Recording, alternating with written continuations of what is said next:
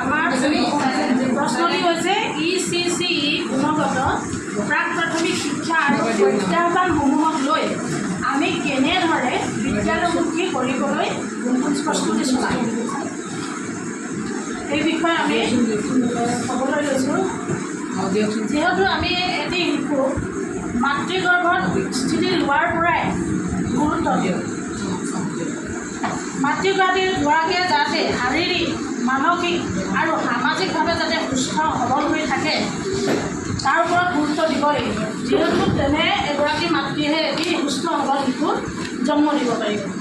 গৰ্ভস্থ মাতৃগৰাকীক কোনো লিংগৰ ভেদাভেদ নকৰি ল'ৰা ছোৱালী উভয়কৈ যাতে আঁকোৱালি ল'ব পাৰে তাৰ বাবে মানসিকভাৱে প্ৰস্তুত হৈ থাকিবলৈ মাতৃগৰাকীৰ লগতে পৰিয়ালৰ সকলোকে আমি বুজাব লাগিব। তাৰপিছত সঠিকভাৱে টীকাকৰণ 6 মাহলৈকে জন্মৰ পৰা কেৱল যাতে মাতৃৰ দুগ্ধকে খুৱায় আৰু 6 মাহৰ পৰা পৰিপূৰক পুষ্টি আহাৰ যাতে খুৱাব লাগে আৰু ইয়াৰ প্ৰয়োজনীয়তা কি এই বিষয়ে আমি সজাগ কৰিব লাগিব। তাৰপিছত শিশুটিক সামাজিকভাৱে থাকিবলৈ শিকাব লাগিব। ওচৰ চুবুৰীয়াৰ লগত আমি কেনেদৰে মিলিজুলি থাকিব লাগিব, কেনেদৰে ডাঙৰক সম্বোধন কৰিব লাগিব, সৰুক কেনেকৈ খেল ধূলা কৰি আমি মৰমেৰে থাকিব লাগিব, এইবিলাক শিক্ষা আমি ঘৰতে পাই আহিব লাগিব। সমনীয়াৰ লগত খেলিবলৈ বা কথা পাতিবলৈ আমি দিয়াত গুৰুত্ব দিব লাগিব আৰু এই বিষয়ে পৰিয়ালক আমি জনাব লাগিব।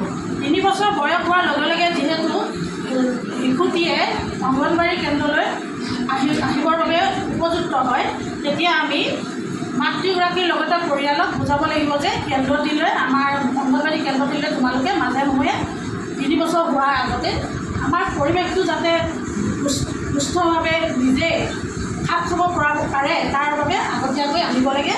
এই বিষয়ে আমি মাকৰ লগতে পৰিয়ালৰ সকলোকে উৎসাহিত কৰিব লাগিব।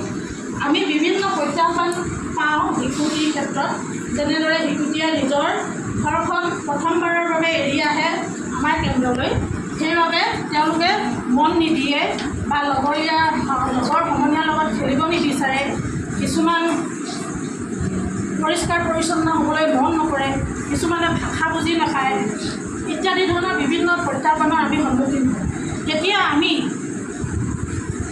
একেবাৰে সহজ হৈ শিশুটিয়ে যাতে মাক দেউতাকে পোৱা মৰম আদৰ যাতে কেন্দ্ৰটিতো পায় সেই বিষয়ে আমি গুৰুত্ব দিব লাগিব আৰু শিশুটিৰ বাবে মনোপুত হোৱাকৈ আনন্দময় হোৱাকৈ আমাৰ কেন্দ্ৰটি যাতে সজাই পৰাই তুলিব পাৰোঁ আৰু খেলিব পৰাকৈ যাতে বিভিন্ন ধৰণৰ খেল ধেমালিৰ সামগ্ৰী আমি থ'ব পাৰোঁ এই বিষয়ত আমি গুৰুত্ব আৰোপ কৰিব লাগিব।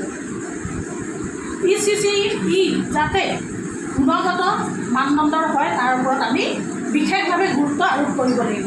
তাৰ বাবে বিভিন্ন ধৰণৰ DLMৰ ব্যৱহাৰ কৰি পৰিৱেশটো আনন্দময় কৰি তুলিব লাগিব।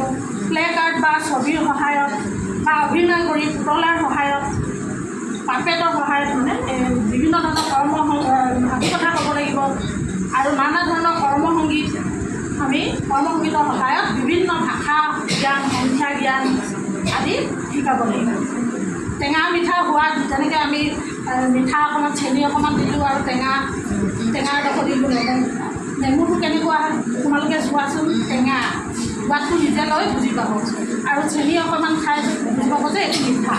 ঠিক তেনেকৈ গৰম পানী আৰু চেঁচা পানী চুই চাবলৈ দি কিনে এইখিনি গৰম পানী এইখিনি চেঁচা পানী তেওঁলোকে যেতিয়া নিজে নিজে চুব তেতিয়া তেওঁলোকে অনুভৱ কৰিব পাৰিব। তাৰপিছত টান কোমল এটা শিলগুটি চুবলৈ দিলোঁ, এইটো টান, কপা অকণমান দিলোঁ, চুই চালোঁ এইটো কোমলেই। ঠিক তেনেকৈ গোল এটা বস্তু দিলোঁ, বিলাহী এটা দিলোঁ, এইটো বোলে গোল, তাৰ ওপৰত ৰঙৰ ধাৰণা দিব পাৰোঁ, এইটো ৰঙা দেই, তেনেকুৱা ধৰণৰ। এইটো দীঘলীয়া এটা কিবা গাজৰ এটা দিলোঁ ধৰি লওক এইটো দীঘলীয়া। ঠিক তেনেকৈ ডাঙৰ সৰু বোলে ছবি আকাৰত হাতী এটা দেখালোঁ, এইটো ডাঙৰ, আৰু মাখি এজনী দেখালোঁ বা পৰুৱা এটা দেখালোঁ, এইটো সৰু। ওচৰত থিয় হৈ দিলোঁ এজনী, মই ওচৰত আছোঁ দেই, এজনী দূৰত থাকিব বুলিলোঁ, তাই দূৰত আছে। এনেকুৱা ধৰণৰ বিভিন্ন ধৰণৰ ধাৰণাসমূহ আমি দিব পাৰোঁ। তাৰপিছত ইয়াৰ ওপৰত আমি কৰ্মসংগীত এটা কৰিছে সকলোৱে চাফ চিকুণতাৰ ওপৰত আমি কেনেকৈ চাফ চিকুণ হৈ আহিব লাগে তাৰ ওপৰতে চাই লওক দেই চবেই। আমি দাঁত ঘঁহোতে এই মধ্যমা আঙুলি ব্যৱহাৰ কৰিব লাগে।